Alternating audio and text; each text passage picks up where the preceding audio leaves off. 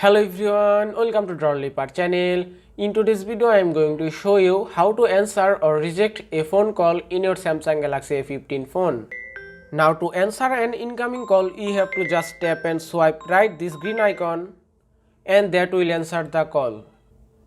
Now I will show you how to reject a phone call.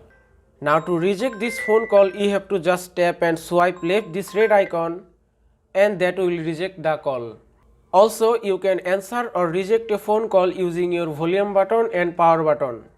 If you want to turn on this setting, you have to open your phone app. From here, tap on three dots, then go to settings. From here, tap on answering and ending calls. If you turn on these two settings from here, now you can answer or reject call by pressing your volume button and power button. And that is how you can answer or reject a phone call in your Samsung Galaxy A15 phone. I hope this video was helpful. If it was, please give it a thumbs up and don't forget to subscribe.